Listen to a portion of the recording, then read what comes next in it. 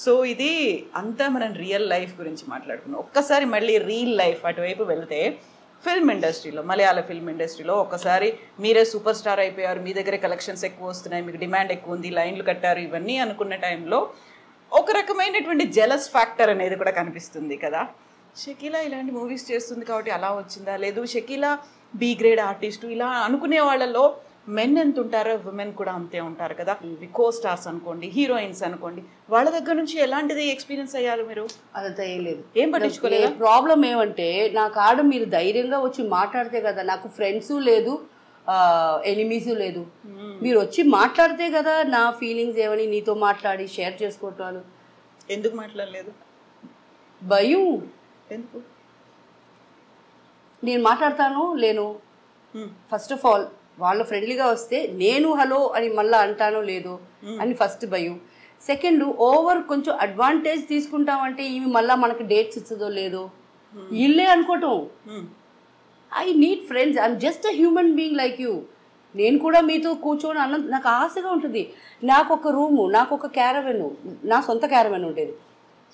Shooting మధ్యాహ్నం లంచ్కి నేను, నా మేకప్ మ్యాన్, నా హెయిర్ డ్రెస్సర్, నా అసిస్టెంట్స్, నా కాస్ట్యూమ్ డిపార్ట్మెంటు, ఇదే లైఫా?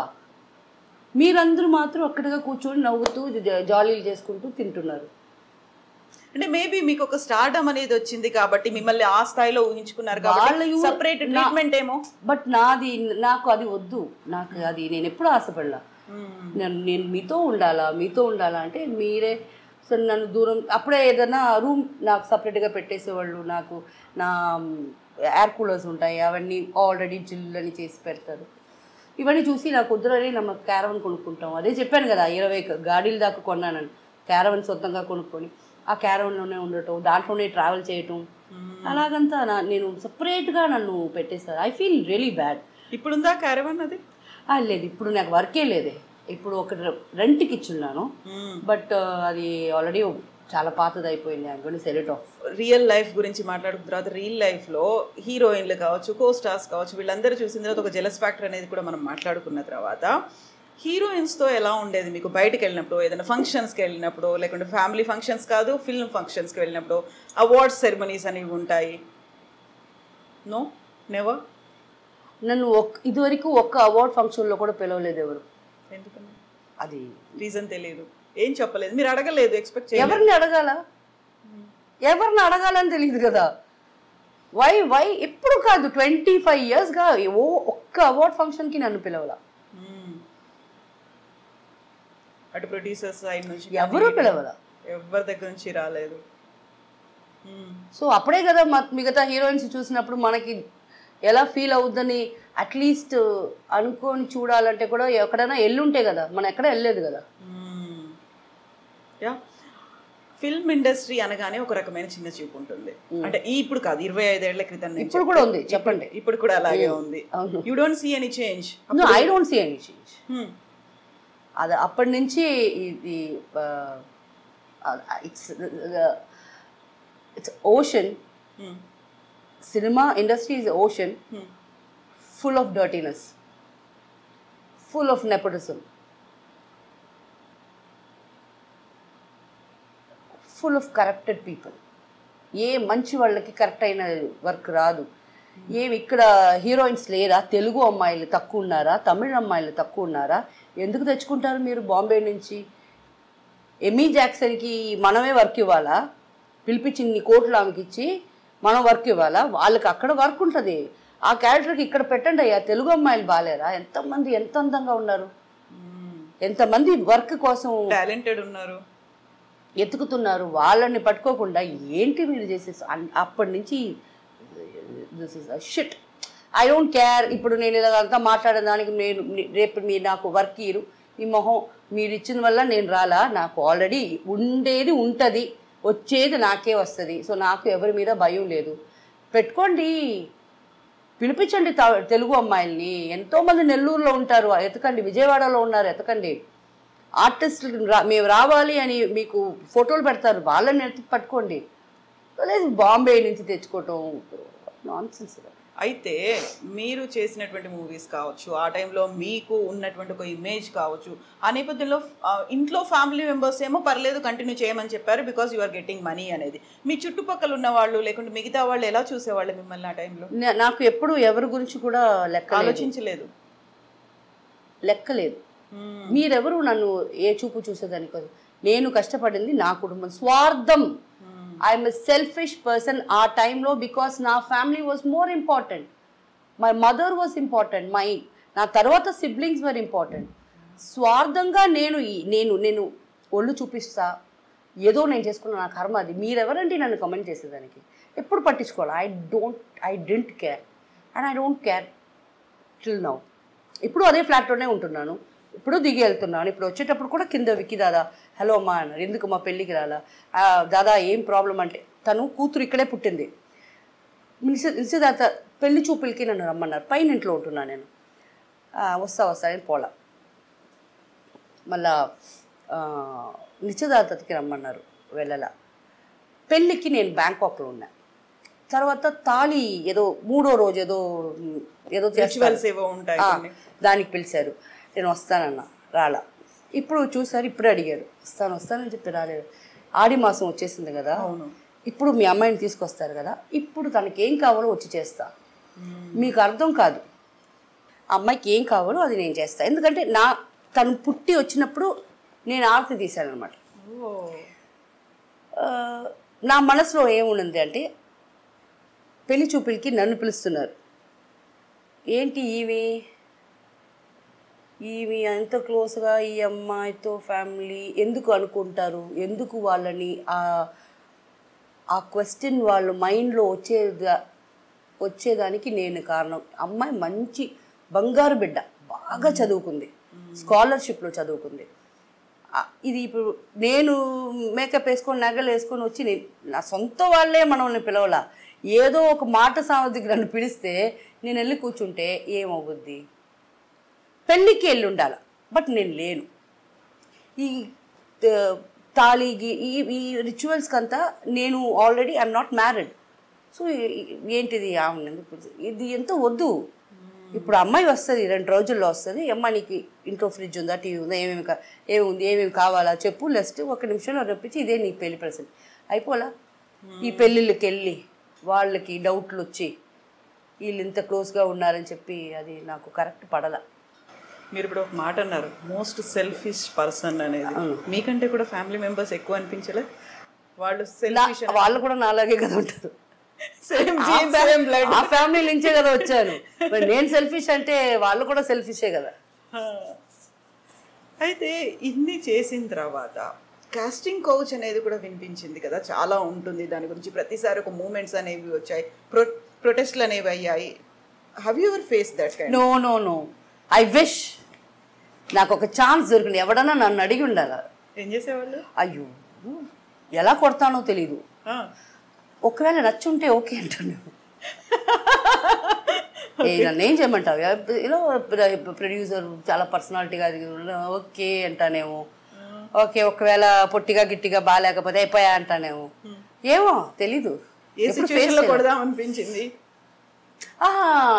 ఏ సిచ్యువేషన్లో అంటే, ఒకవేళ మిమ్మల్ని కాస్టింగ్ కౌచ్లో ప్రాబ్లం పెట్టారు మీరు నాకు చెప్తే కొడతా, ఇప్పుడు కూడా కొడతా. బట్ నా విషయంలో వచ్చేటప్పుడు దట్స్ మై విష్. నేను వచ్చి అదేంటది మీటూలో నేను నిలబడలేదు కదా, నన్ను కాపాడండి, నన్ను 20 సంవత్సరాల ముందు అడిగాడు, ఇప్పుడు వాడు ముసలాడు అయిపోయాడు, అయినా నన్ను అడిగాడు అని నీతో వచ్చి నేను ఏడిస్తే కదా మీరు నన్ను అడగాల్సిందే. చేతులు ఉన్నాయి, God has given us legs, hands, can't we fight? అన్నిట్లో లేడీస్కి 50% ఇది ఇవ్వాలా, పవర్ ఇవ్వాలా, గివర్ ఇవ్వాలా. ఎందుకు మీకు? మీరు ఎవరన్నా అడుగుతున్నారా? మీరు వచ్చి మాకు 50% నాకు ఎంపవర్మెంట్ ఇవ్వండి అని ఎందుకండి అడుగుతున్నారు? మీరు తీసుకుంటున్నారు. అమ్మో మామూలు అమ్మాయిలా ఇప్పుడు ఉన్నారు, మీరే తీసుకుంటున్నారు. పాపం ఇప్పుడు అబ్బాయిలే, వాళ్ళు పెళ్లి చేసుకున్న అమ్మ సరే అమ్మ అని వాళ్ళు పాపం అలా అయిపోతున్నారు. సో మనం ముందు నుంచి కూడా ఎంపవర్మెంట్ ఇవ్వండి అని అడగటమే తప్పు, మనం కాడే ఉంది. We have all the bloody rights, మనమే చేసుకుంటున్నాం. సో నాకు తెలిసి ఇంకొకరు ప్రాబ్లం అయితే నేను face, if you come and tell me, I will bloody throw tantrums and wild అయిపోతాను. బికాస్ మీ వల్ల చేయలేదికి అవ్వదు. మీరు చేయడానికి కాదు కాబట్టి నేనున్నాను అక్కడ, నేను చేసి చూపిస్తాను.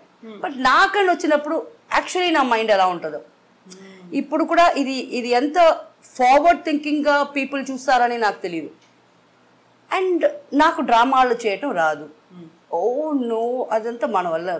మేబీ కాస్టింగ్ కౌచ్లో అతను హ్యాండ్సమ్గా ఉన్నాడంటూ, why not? I'm not married, I'm not committed, I need not be honest to anybody. So my wish, if I like somebody. So ఇలాంటి ఇన్సిడెంట్స్ అయ్యాయని చాలా మంది బయటకు వచ్చారు. మీ టూ అన్నారు, కాస్టింగ్ కౌచ్ అయింది, కమిట్మెంట్స్ అడిగారు, ఇవన్నీ వచ్చాయి కదా, అప్పుడు రెస్పాండ్ అయ్యారా మీరు? నాకడ చెప్పలేదు. నేను అప్పుడు కూడా అంటున్నాను, me too, I don't believe, I don't even like what is me too. What is me two?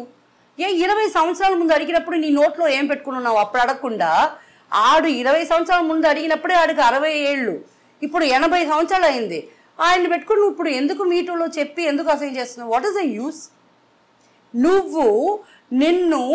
నన్ను పిలిచాడు అని నువ్వు చెప్పుకోవటం నీకు అసహ్యంగా లేదా? ఎవరైనా మూసుకొని ఏదో జరిగింది కర్మ, ఎవరికి చెప్పుకోకూడదు అనుకుంటారు తప్ప, 20 సంవత్సరాల తర్వాత ఇప్పుడు నీకు ఒక మొగుడు ఉన్నాడు, నువ్వు వచ్చి ఇది చెప్పుకుంటావా? నువ్వు ఆడదానివేనా? డిఫరెంట్ పర్సనాలిటీస్, డిఫరెంట్ మెంటాలిటీస్తో ఉన్న వాళ్ళు ఫిల్మ్ ఇండస్ట్రీలో ఉంటారు, ఎక్కడైనా ఉంటారు. అందులో మీకు బాగా ఫ్రెండ్లీగా ఉన్నవాళ్ళు, లేకుంటే మీరంటే జెలస్ ఉన్నవాళ్ళు, మీరంటే కోపం ఉన్నవాళ్ళు ఎవరున్నారు? Yes, Shakila is my friend. అది నాకు తెలీదు. అందరికీ నేను చేస్తున్నాను.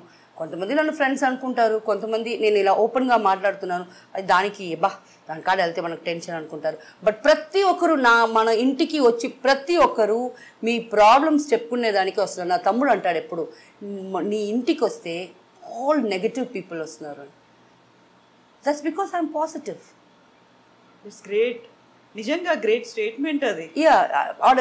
చార్మిల, నా ఫ్రెండ్స్ అందరూ ఉన్నారు కదా, ఆర్టిస్టులు వస్తారు, ఏదో చెప్పుకుంటారు, అలా జరిగింది, ఏడుస్తారు, ఇట్స్ ఓకే, ఏం చేయాలా ముందు, ఎవరికైనా ఫోన్ చేసి రే అది బెదిరించేదైనా లేకపోతే వచ్చి కాంప్రమైజ్ చేయించేదైనా చేస్తూనే ఉన్నాను ఈ రోజు దాకా. నన్ను నాటమ్మ అంటారు. ఏమంటారు? నాటమ్మ.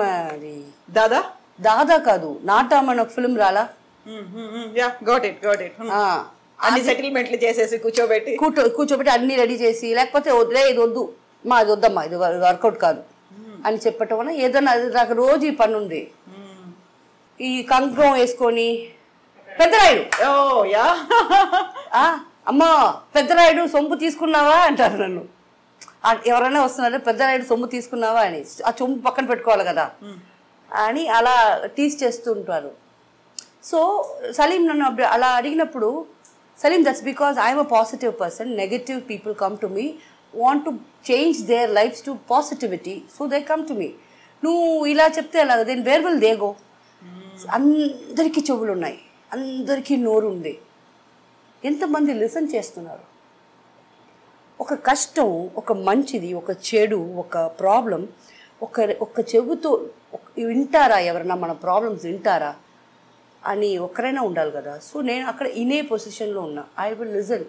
ఐ హ్యావ్, నా ఫ్రెండ్స్ అందరూ అనేవనేది, నీకు ఎంత ఓపిక తల్లి అంటారు. దట్స్ ఓకే, 2 చెవులు ఉన్నాయి, పోతే పోనీ. చెప్పుకునే దానివల్ల ఆమెకి మనసు భారం తగ్గిందంటే దానికైనా మనం చేసుకునే పుణ్యమే ఏమీ లేదు. సో అది, సో అందువల్ల కొంతమంది నేను టక్కని ఇది వద్దు, ఇది సరిపట్టరాదు, వద్దు వదిలే అంటే వాళ్ళ కోపం వచ్చి వెళ్ళిపోతారు. సో ఎంతమంది నన్ను ఫ్రెండ్స్గా తీసుకుంటున్నారు, ఎంతమంది నన్ను ఫ్యూగా చూస్తున్నారు అనేది వాళ్ళకే తెలియాలి. అయితే ఇంత స్ట్రాంగ్గా ఉన్నటువంటి షకీలా గతంలో సూసైడ్ చేసుకున్నారు, షకీలా ఈజ్ నో మోర్ అనేటువంటి న్యూస్లు ఎందుకు వచ్చాయి అసలు? అది వస్తాయండి ఇప్పుడు కూడా. అది ఏమో నాకు తెలియదు. నాకు క్యాన్సర్ వచ్చింది అని వచ్చింది, ఏమో మంచిదేలే. అప్పుడప్పుడు నన్ను గుర్తు చేస్తూ ఉంటారు, లేదురా నేను బాగానే ఉన్నాను అని చెప్పేదాన్ని. That's rumours. అలాంటి ఆలోచన ఎప్పుడైనా వచ్చింది మీకు? నా చాలాసార్లు. ఇప్పుడు కాదు, అమ్మ చనిపోయే వరకు ఇలాంటి ప్రాబ్లమ్సే, దాని తర్వాత లేదు. ఎందుకలా? That because I love my mother more. నేను ఏది చెప్పినా అమ్మ నమ్మదు, ఎప్పుడు చూసినా చిడు నువ్వు అబద్ధం చెప్తున్నావు వై, నేను అబద్ధం చెప్పాలి, నేను సంపాదిస్తున్నాను, నా ఇష్టంగా ఎక్కడికైనా వెళ్ళొచ్చు, ఇష్టంగా నేను ఏమైనా చేయొచ్చు, బట్ నేను మీతో అబద్ధం చెప్పలా, నిజమే చెప్తున్నాను. Still you don't believe it in the sense. నాకు అప్పుడు కొంచెం బాధ వేసేది. సో అప్పుడప్పుడు ఏదైనా చేయి కోసుకుని లైట్గా వెయ్యి దాకా వెళ్ళను, లైట్గా వేసుకుంటా. వేసుకొని మరుసటి రోజు హాస్పిటల్లో అడ్మిట్ అవుతా. 2 రోజులు రెస్ట్ దొరకద్దు కదా. ఎన్నిసార్లు చేశారు అలా? ఒక 5-6 టైమ్స్ చేస్తాను.